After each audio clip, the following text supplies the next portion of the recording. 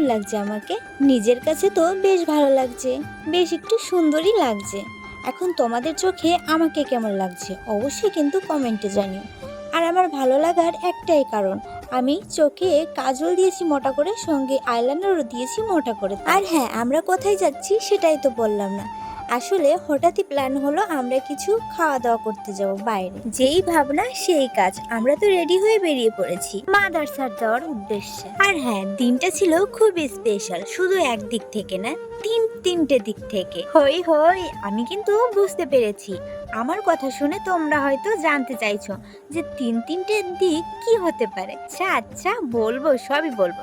চলো তোমাদের একটু ঘুরে দেখাই এখানকার ডেকোরেশনটা। আমি না বেশি কিছু দেখিনি, ওই এখানে একটু মার্কেট বসেছিল, ছোটখাটো দোকান বসেছিল, বেশ ভালোই লাগছিল।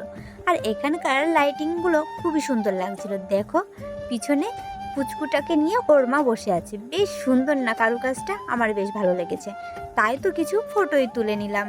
ফটো তুলে আর কি হলো, দুর্ভাগ্যবশত আমি এখনো ফটোগুলো হাতেই পাই। আজকে রেস্টুরেন্টে অনেক ভিড় ছিল, তাই তো আমাদের কুপন সংগ্রহ করতে হয়েছিল।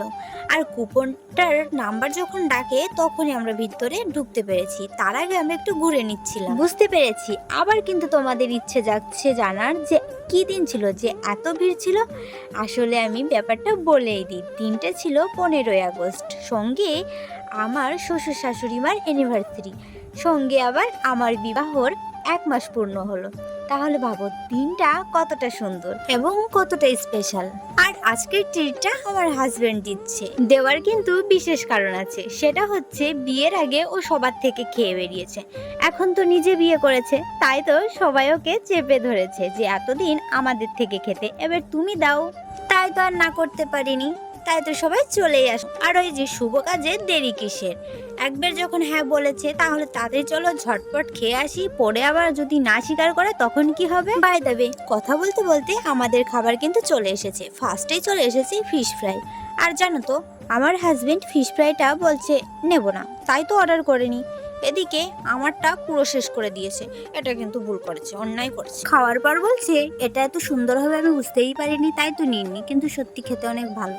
খাওয়ার পরে বলছে খেতে অনেক ভালো, নিতে পারতো, আমারটা সবার করে দিয়েছে। বলছে খিদে পেয়েছিল তাই সবকিছু ভালো লাগছে, আসলে না, ভালো লেগে গেছে এই জন্য খেয়ে নিয়েছে। দেন চলে আসলো ক্রিস্পি স্টাইল ফ্রেঞ্চ চিকেন, নামটা কত বড়, আর দেখো চিকেনটার সাইজ একটুখানি। দেন চলে আসলো ফ্রেঞ্চ ফ্রাইস, আর এটা খেতে না হেভি দুর্দান্ত খেতে। যেহেতু আমি আলু একটু ভালোই পছন্দ করি, আর এটা একটু মুচমুচে টাইপের, আমার খুব ভালো লেগেছে। দেখতে পাচ্ছ টক টক টক টক করে খেয়েই যাচ্ছি। এদিকে আমার হাজবেন্ড একটু খাইয়ে দিল, আমার খুব লজ্জা লাগছিল, চারিদিকে লোকজন তো। আর হ্যাঁ, আমার লজ্জা কেন লাগবে, আমরা তো ছাত্রী নই, আমি তো হাজবেন্ড হই। আমার হাজবেন্ড আমাকে ভালোবেসে খাইয়ে দিতেই পারে, তাতে কার কি আসে যায়।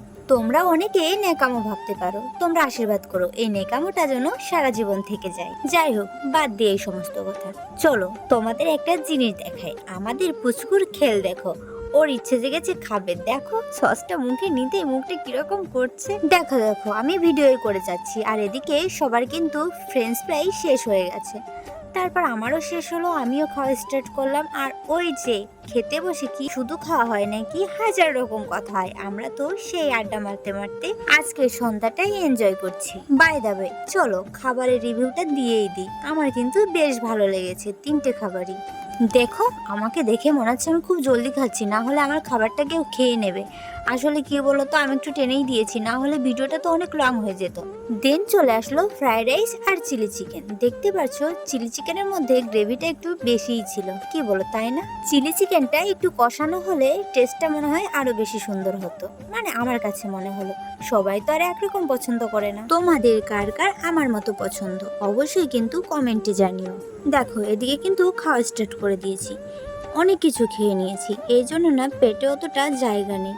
তবুও অর্ডার তো দিয়ে দিয়েছে, তখন তো একটু খেয়ে নিলাম। এদিকে সবাই আমাদের কমেন্ট করছে খাইয়ে দাও খাইয়ে দাও, তাই তো ওরও ইচ্ছা ছিল খাইয়ে দেওয়ার, খাইয়েই দিল, আর একটু ভিডিওও করে নিলাম।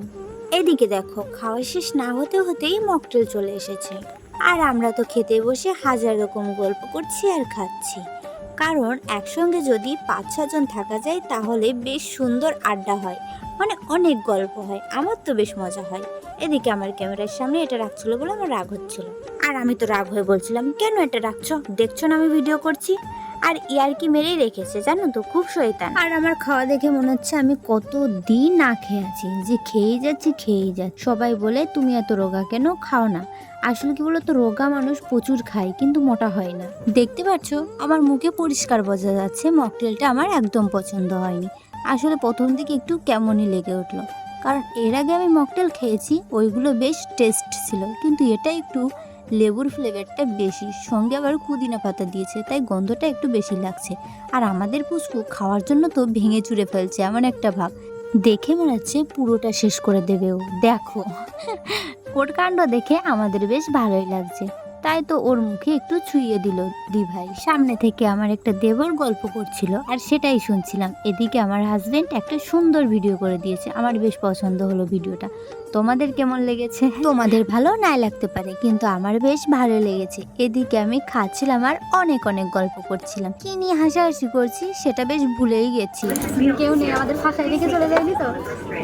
তোমার বয়কে ফোন করো, না হলে আজকে এখানেই থেকে যেতে না, হবে। আমাদের প্লেট ধুতে হবে। ও মাসি, বাসন মাঝে জায়গাটা দেখিয়ে দাও। এটা তোকে শেষ করি, তারপরে বাসন মাজতে হলে বাঁচবো। তোমার বয়রা ফোন করো না। আসলে কি হয়েছিল বলো তো, আমরা দুজন মকটেলটা শেষ করতেই পারছিলাম না, তাই তো খেতে লেট হয়েছিল আর সবাই উঠে চলে গেছিলো। আমরা তো পুরো ভয় পেয়ে গেছিলাম যে বিলটা হয়তো আমাদেরই পে করতে হবে। এদিকে আমাদের কাছে কিন্তু টাকাই ছিল না। দেন বাবু আর মায়ের জন্য খাবার পার্সেল করে নিয়ে আমরা বেরিয়ে পড়লাম বাড়ির উদ্দেশ্যে। তো বাই।